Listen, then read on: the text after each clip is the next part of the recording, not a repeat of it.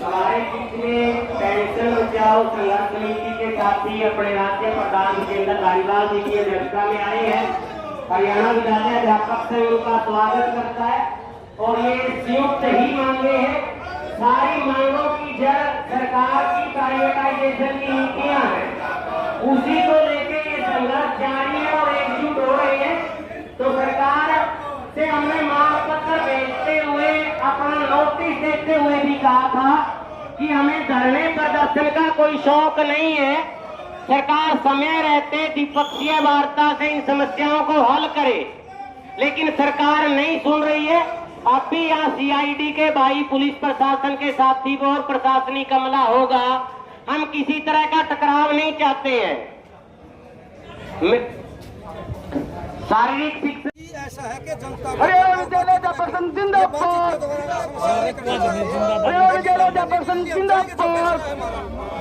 हमारा मकसद बंद करो को बचाना। गरीब जनता के जो बच्चे हैं उनको ये सरकार लूट रही है, हम नहीं लूटने देंगे। इसके अंदर समस्त अध्यापक है, चाहे वो अतिथि है चाहे सामान्य हरियाणा विद्यालय अध्यापक संघ जेबीटी से लेकर प्रिंसिपल तक सभी का नेतृत्व करता है।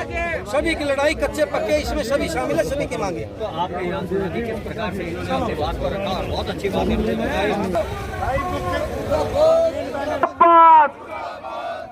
पुरानी पेंशन बहाल करोगी, करनी होगी, वरना करनी भर्ती होगी। नियम को लागू करो, रोक लगाओ। गंगा बेड़ा प्रशासन मंडली मुर्दाबाद, नायब सैनी मंडली मुर्दाबाद। आगे सभी साथी रुके हुए हैं 2 मिनट के लिए। हरियाणा सरकार मुर्दाबाद।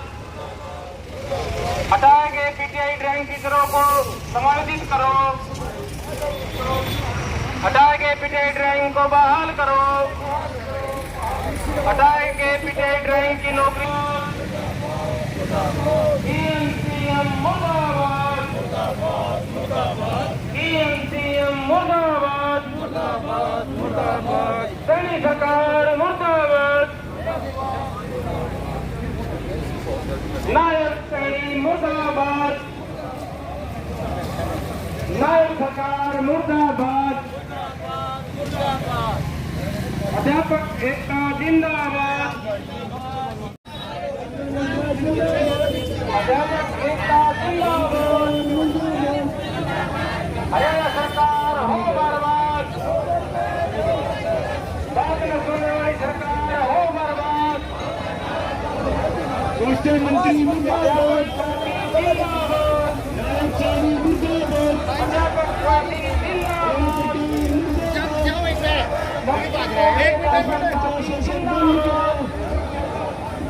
आयुष्मान मित्र शोषण बंद कराओ।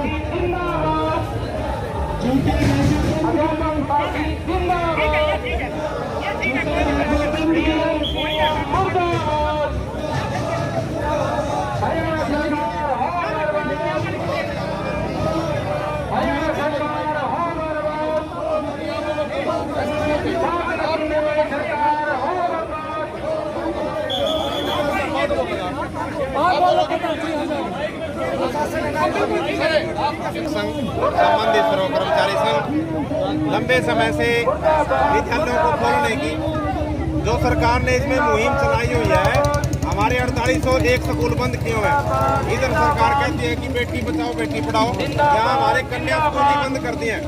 क्योंकि बहुत जगह हमारी स्थानीय जो परिस्थितियाँ हैं ग्रामीण क्षेत्र में वो आजकल भी आज तक भी ऐसी हैं। ये लड़का लड़की को थोड़ा अंतर के हिसाब से पढ़ाने की बात है। वो जो स्कूल बंद किए हैं उससे अनेक शिक्षा से वंचित करने की बात है। सरकार कह रही है बेटी बचाओ बेटी पढ़ाओ, लेकिन शिक्षा को खत्म करने जा रही है। सभी सुचारू साथी आगे आ जाए, सभी सेंडोलर आगे आ जाए, सभी डीसी कैंपस के सामने सभी साथी आगे आ जाए। हरियाणा सरकार मुर्दाबाद।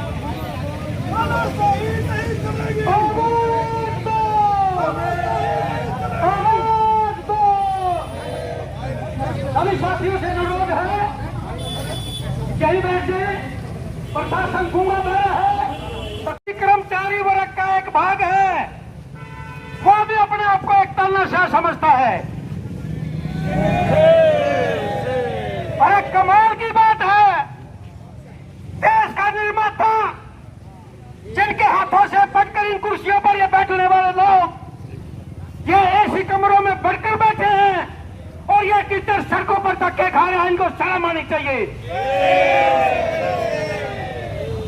हमने बहुत लंबा टाइम दिया इन लोगों को, हमारा शौक नहीं है सड़कों पर धक्के खाने का, हम शिक्षा देने का काम करते हैं।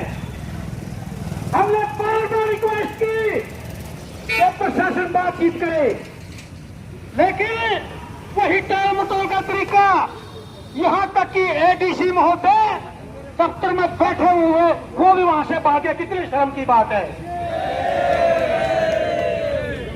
साथियों, इस प्रशासन के साथियों को भी बताना चाहता हूं, मटका की तरह गढ़ा है तुम लोगों को हमने, तभी इन कुर्सियों पर इस वर्दी में आप यहां पहुंचे हो।